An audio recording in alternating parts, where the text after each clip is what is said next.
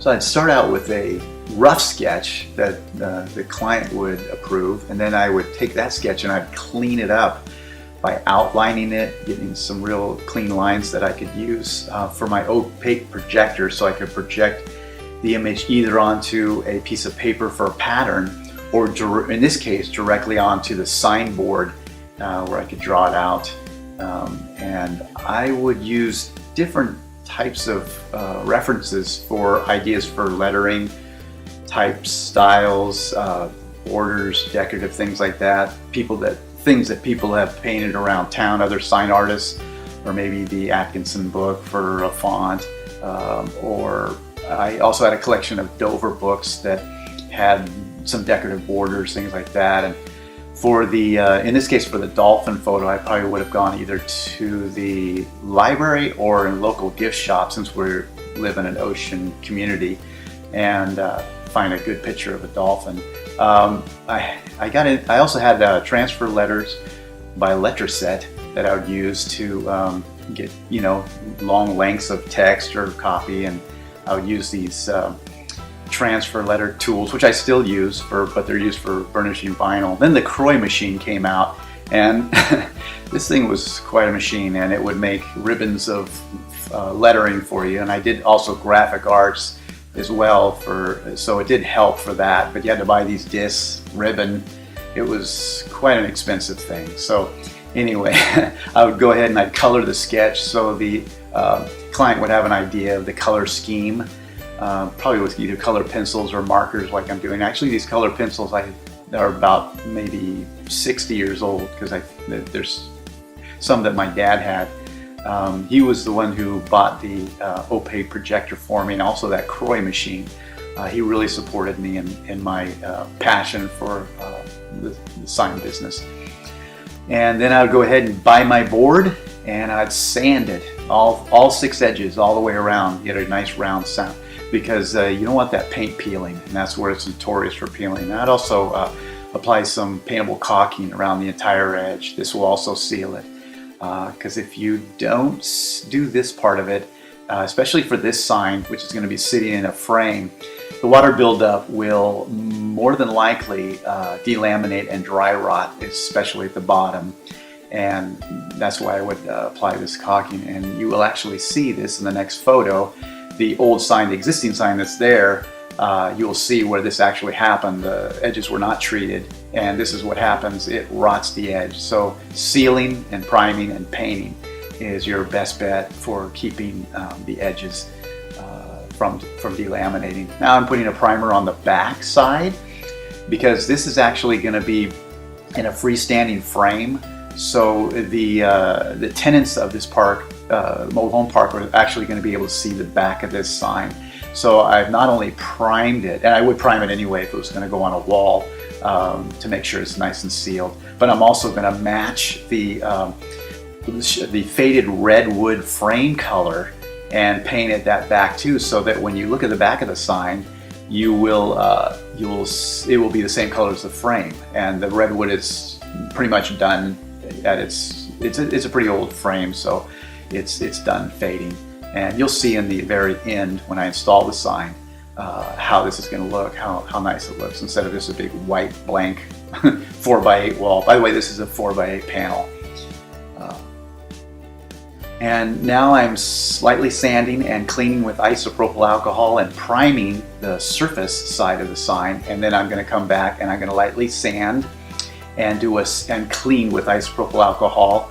A second coat of primer. This will be a real good surface for the paint to adhere to. And after that all dries, then I'm doing another light sanding, isopropyl alcohol. Now I'm going to do my background, which is a 2-tone gradient, and I start with the straight processed blue, one-shot lettering enamel at the top, and a 50% processed blue, a 50% white and processed blue from the bottom. So I'll work my way up.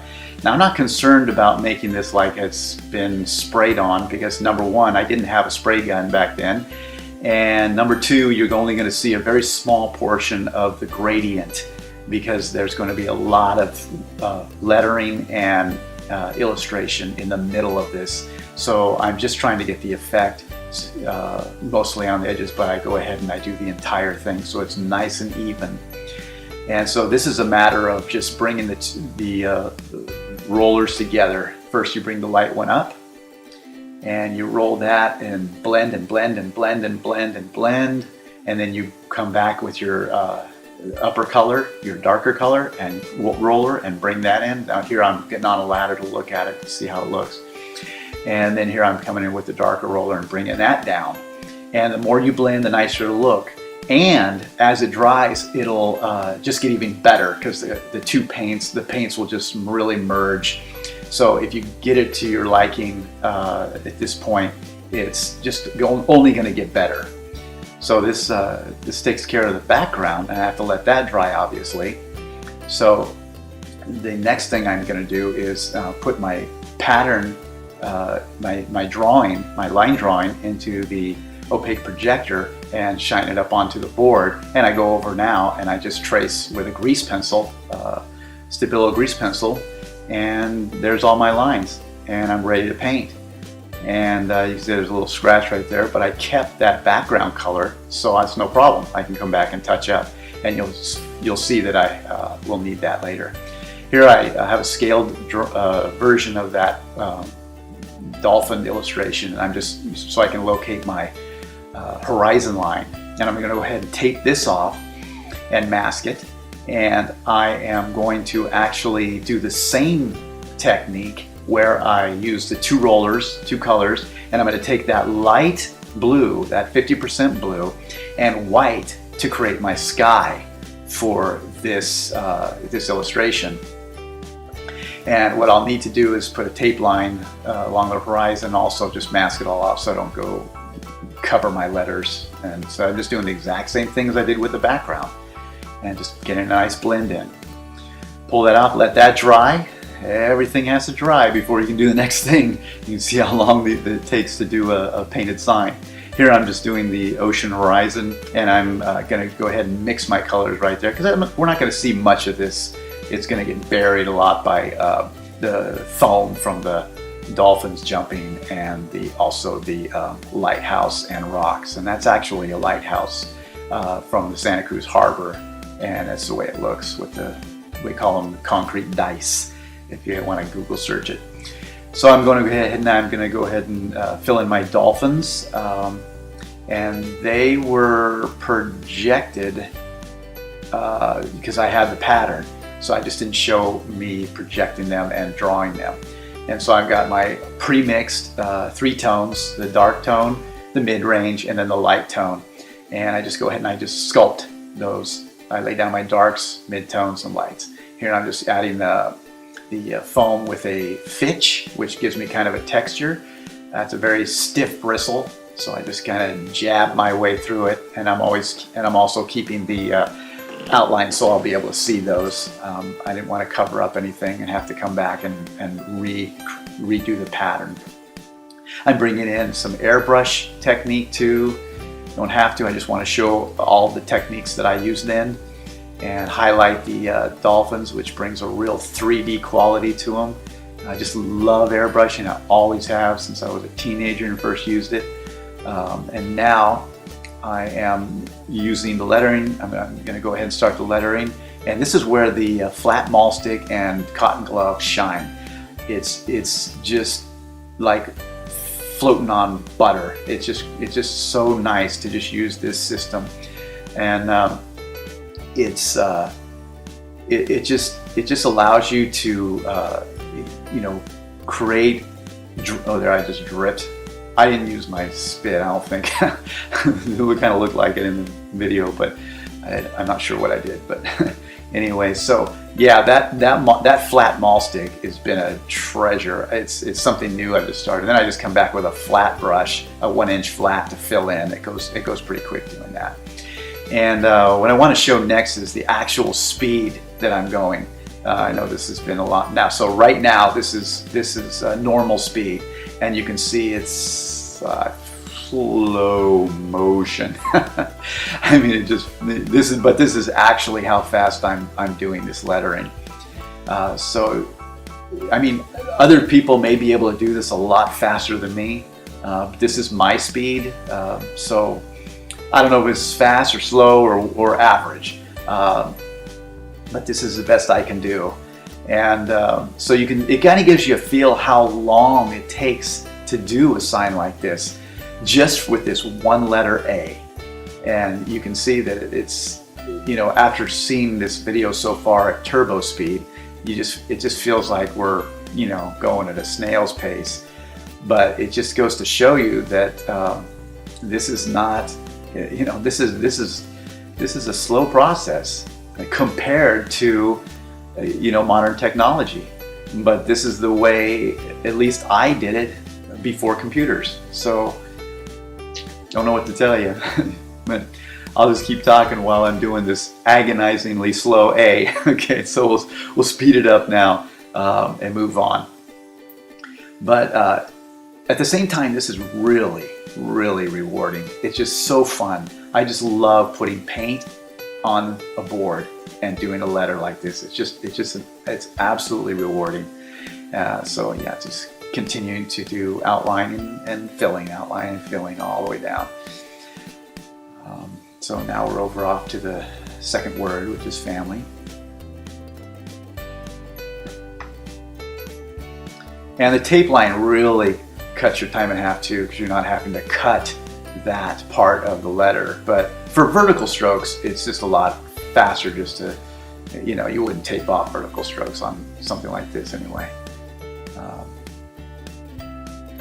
Yeah, so now I'm lining the convex part of this. I'm going to get convex the letters, and here's my colors. I start with lighter, meaning I do 4, and you'll see why.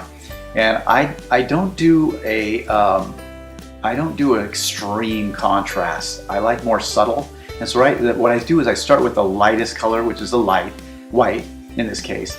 And then if I feel like it's getting too dark or too light, I can adjust each of the colors. So I'll do all the colors one by one. So I'll go through all the light, and then I'll go through all the next light color, and then the medium color, and so on until I do the dark color, which is on the bottom of the letter last. The light source is upper left corner.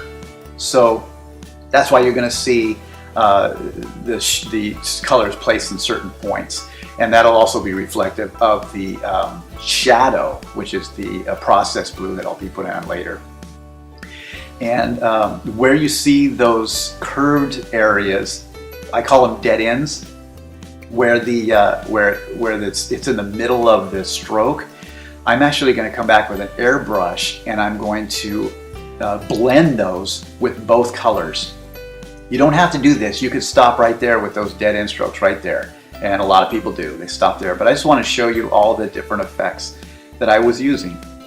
And it actually really makes a nice blend and a 3D effect, almost a realistic effect. Now I will say that there are places on these words and letters that I'm not too sure about the convex location of lines. I have done quite a few actual carved letters. But as I was looking at this letter style, I was thinking, well, I'm not sure that I could actually do that with a chisel. and actually it would be reality. So if you see this and examine it closely at the end, the photograph at the end, you may say to yourself, that couldn't happen, and you're probably right. So I'm going to leave it to artistic bending, and you can leave your complaints in the if you'd like. So anyway, I'm just trying to show step by step as quickly as I can in the shortest time possible, and say that you go ahead and do some artistic bending as long as it looks good. And plus the colors are so subtle, it's really not going to make a huge impact if it's not perfectly accurate. We're not computers generating a font. We are human beings painting a letter. And so here's where I'm blending the two colors together on those areas, and then I'm going to come back and I do a highlight on all of the peaks of the letter, and that just kind of adds pop. So now I'm outlining with the This is reflex blue. I may have said process blue, but this is actually reflex blue, one shot. And again, I'm using the flat maul stick, and I saw somebody else using this, and I just said, I tried it, and I love it. It's also like you're working on a table, because you can use it. You could slide your hand around on it.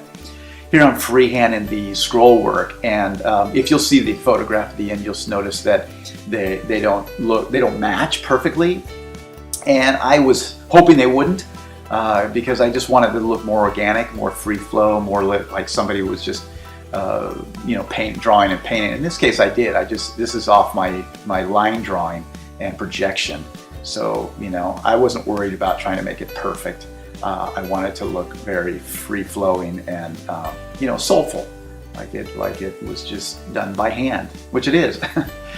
So, and now the logos I would have taken to like a store that makes copies, and I would have taken a camera-ready art or a business card, and I would have had it blown up to the size I wanted it, and then I would have made this paper pattern like this with the pounce. Now some people may have just looked at a business card or logo and just drew it right on the sign and copied it. And that's great. I'm just a little more OCD, I guess, and sort of perfectionistic. But as you can see, this was a real struggle with the size letter, especially the very first logo. The Helvetica font on this is 3/8 of an inch tall, and that was way too small for me. So it took me, drawing it, painting it, and then coming back and touching up and painting again. Now I will put my tapes down first and then pounce my pattern.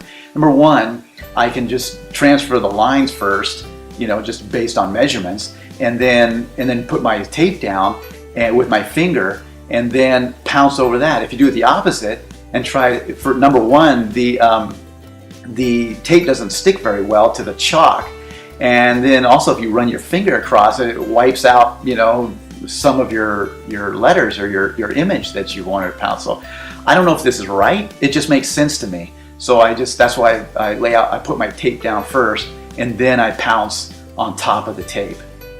If that's helpful for you, great. If you want to do it the other way, great too. So the Optima letters that I'm doing right now that's a lettering style that I'm actually familiar with painting with a brush, and so this was actually a really fun part for me, and especially the size. The size was perfect. Now I'm using Kafka quill brush, in this case the number, I believe the number 2, and I also used the number 1 for the that's the number 2 Kafka quill, and I used the number 1 for the small logos.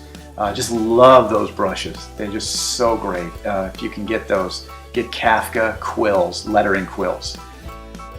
You won't be sorry. They keep their shape. They're just really nice lettering brushes. So here I'm going back with a background color, which is smart to keep, and I wiped out that P because it wasn't lined up right, and then I'm basically sculpturing this. I'm just going to get it to a point where I feel comfortable with it. You're going to be 10 feet away from the sign closest because there's a fence in front of this, so you're not hardly going to see it. There's the done product, so I'm happy with that. Now I'm going to show you the reflex blue and show you how transparent actually the first coat looks. Now that's why you want to do 2 coats here, because if you just left it, that'd be okay to leave from a distance, looks okay, but in a couple of years that's going to fade and you're going to see all those transparent places even more. It's just going to get worse. So double coat this. You might not have to double coat black, but anything else you're going to have to double coat. It just looks a lot better. It looks a lot more professional. It'll last a lot longer. Here I'm just showing my station. It's on rollers, and I'm just got my cup there loaded, and I'm just paleting in my brush, and I'll roll that up next to me close so I can just go down, dip my paint, grab my paint, palette it, and just go back to work. And go ahead and fill in as you go. Don't outline and then come back and fill. It'll look a lot better. There'll be no brush strokes. If you outline and then come back and fill, you will get ridges. So that's why I like it. And here's what I'm showing. You can use the oil on your skin. That's not up my nose, it's on the side of my nose. And if you're in a pinch, you don't have any thinner, lacquer thinner, cleaner of any kind, use oil from your face and it'll take the one shot right off. Boom, just like that. If you're up on a wall and you don't have any thinner and you got a little drip started, that's a great way to get rid of a drip. Oil in the skin, handy too, especially on a hot day. And then you just come back and finish it off. Works great. Oil on oil.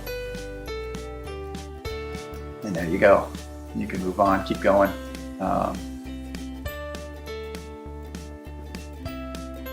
And here's I'm showing the how opaque it looks now, and that's going to look good. That's going to look good for years. Nice and solid and opaque.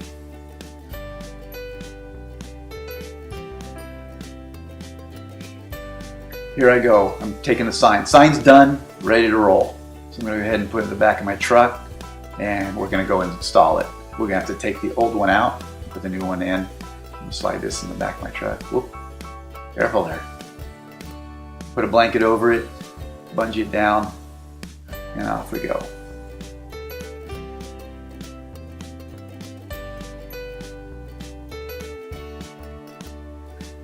So, in conclusion, I would just say that I probably couldn't do every sign hand painted just because of the time it takes, and it's just in the 21st century. It's just not a.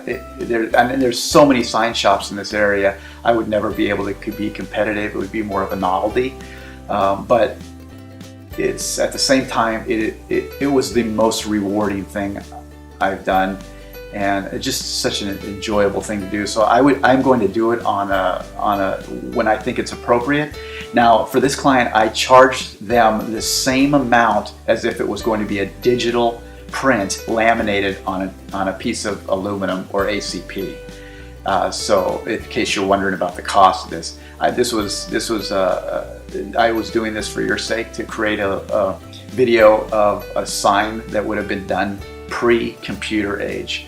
And step by step, and just it was an opportunity to do something that I really love, and also to honor the previous artist that also did it by hand. And there you go. There's the final product in place, ready for your viewing pleasure. So thank you so much for watching. I hope you get a chance to use the step-by-steps I showed in this video and make your own painted sign. Thanks for watching, and happy painting.